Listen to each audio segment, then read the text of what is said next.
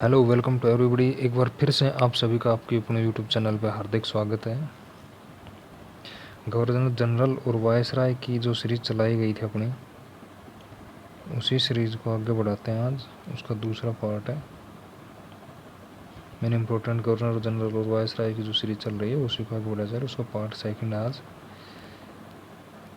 Video को अपने दोस्तों के पास शेयर करें, लाइक सब्सक्राइब वो सब काम आपका है, आप करो। तो वीडियो की शुरुआत करते हैं। चलो, पीछे जितना हो गया था नॉर्थ ब्रुक तक हुआ था। नॉर्थ ब्रुक के शासनकाल में पंजाब का प्रसिद्ध कुक्का आंदोलन हुआ था, वहाँ पे अपनी बात ख़त्म हुई थी। अब अगली वीडियो आती है, अगला शासनकाल शुरू होता है लिट्टन का। लिट्टन का कार्यकाल 1876 से 1880 रहा था। लिट्टन के शासनकाल में एक महत्वपूर्ण बात यह हुई कि दिल्ली दरबार का आयोजन हुआ। 1877 में महारानी विक्टोरिया को केसर हिंद की उपाधि दी गई थी। दिल्ली दरबार का आयोजन किसने किया था? लिट्टन ने किया था। वर्नाकुलर प्रेस एक्ट पारित किया था 1878 में, लिट्टन ने ही पारित किया था। वर्नाकुलर प्रेस एक्ट किसके शासनकाल में आया था? लिट्टन के शासनकाल में आया था। भारतीय शस्त्र अधिनियम भी पारित किया था 1878 में ही। किसने? लिट्टन ने ही। किसने किया था? लिट्टन ने ही किया था। तो लिट्टन की तीनों बातें महत्वपूर्ण है: दिल्ली दरबार का आयोजन, वर्नाकुलर प्रेस एक्ट, भारतीय शस्त्र अधिनियम। उसके बाद में आता है रिप्पन का नंबर। 1880 से 84 का कार्यकाल होता है। रिप्पन ने वर्नाकुलर प्रेस एक्ट समाप्त कर दिया था 1882 में। मतलब 4 साल वर्नाकुलर प्रेस एक्ट 1878 में लागू हुआ था लिट्टन के समय में, और रिप्पन ने वर्नाकुलर प्रेस एक्ट को समाप्त कर दिया। दोनों चीज़ें ध्यान रखनी है। वर्नाकुलर प्रेस एक्ट कब लागू हुआ? 1878 में। किसके शासनकाल में? लिट्टन के। कब समाप्त हुआ? 1882 में। किसके शासनकाल में? रिप्पन के शासनकाल में।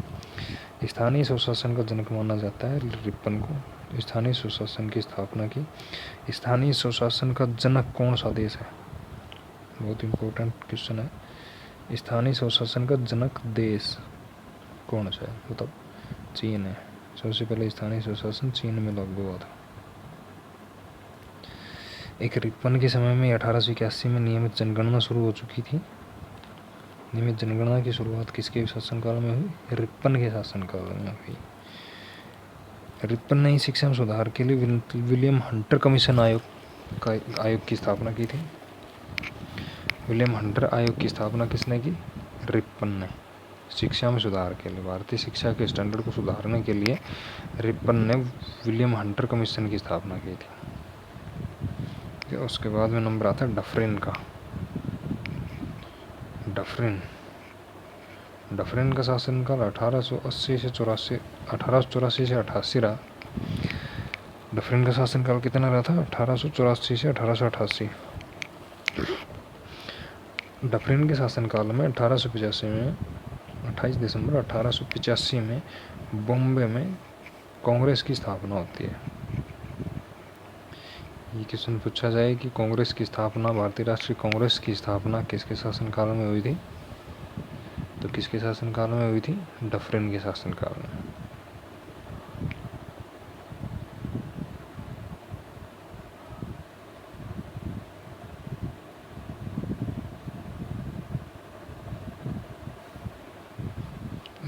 एक सेकंड।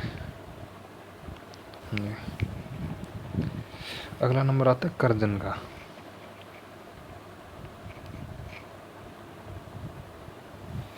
करजन का कार्यकाल रहा था 1899 से 1905। करजन सबसे क्रूर, नाम ही करजन क्रूर है। करजन का शासनकाल 1899 से 1905 रहा था। विश्वविद्यालय आयोग की स्थापना की थी 1902 में। करजन ने विश्वविद्यालय आयोग की स्थापना किसने की थी? करजन ने की थी 1902 में। भारतीय पुरातत्व विभाग की स्थापना किसने की थी? एक भारतीय सांख्यिकी सर्वेक्षण विभाग आया था पीछे, उसकी स्थापना किसने की थी? मेयो ने की थी।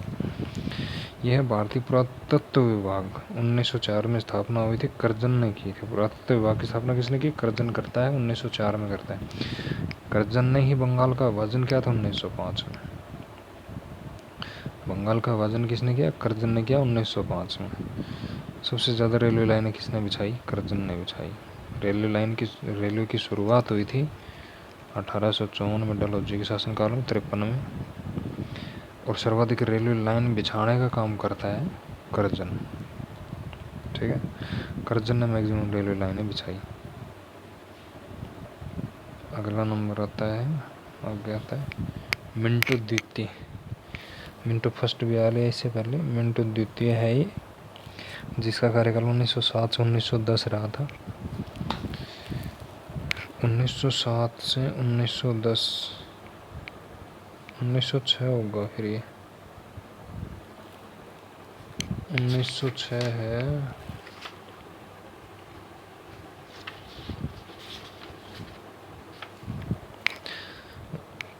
मिंटो द्वितीय के शासनकाल में मुस्लिम लीग की स्थापना होती है। मुस्लिम लीग की स्थापना कहाँ पे हुई थी? ढाका में हुई थी, बांग्लादेश में। 1906 में ढाका में मुस्लिम लीग की स्थापना हुई थी। किसने की थी स्थापना? आगा खां और सलीमुल्लाह खां ने। सलीमुल्लाह खां और आगा खां ने 1906 में मुस्लिम लीग की स्थापना ढाका में की थी। किसके शासनकाल में? मिंटो द्वितीय के शासनकाल में। कांग्रेस का विभाजन हुआ था 1907 में। कांग्रेस का सूरत अधिवेशन था 1907 में, जिसकी अध्यक्षता रास बिहारी घोष ने की थी।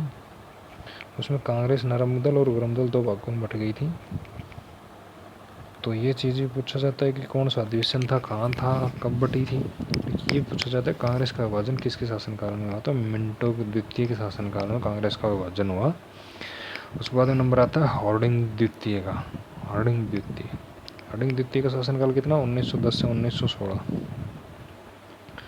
हार्डिंग द्वितीय 1910 से 1916 के बीच में भारत का शासक रहा, भारत का वायसराय रहा।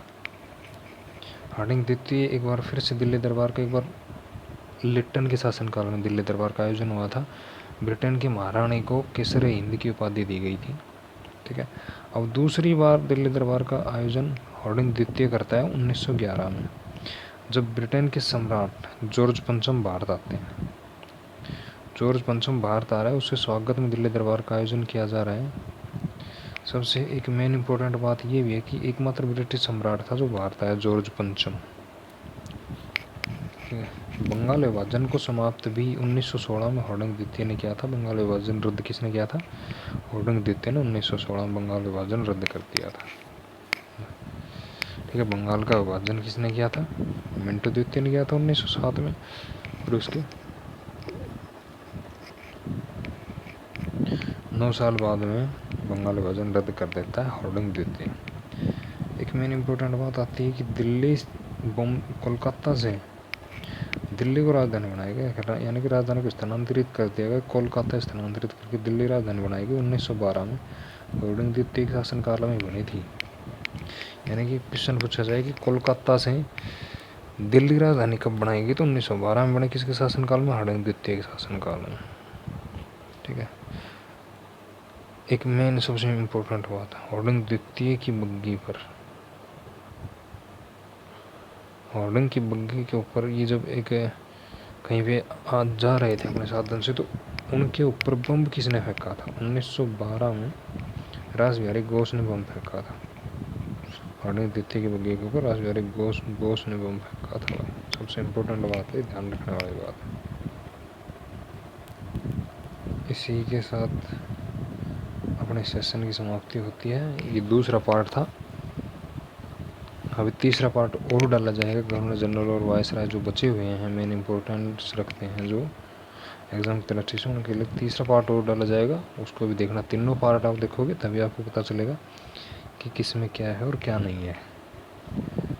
ठीक है, तो अपना सपोर्ट बनाएं, वीडियो को सब्सक्राइब, चैनल को सब्सक्राइब कर लें, वीडियो को शेयर करें, लाइक करें, कमेंट करें कि कहाँ पे कमी रह गई, कहाँ पे नहीं रह गई, किस टॉपिक पे अगला किस टॉपिक पे अगली वीडियो बनानी है, ये भी आप मुझे सजेस्ट करें। आपका सजेशन हमेशा स्वागत योग्य है। थैंक यू, धन्यवाद।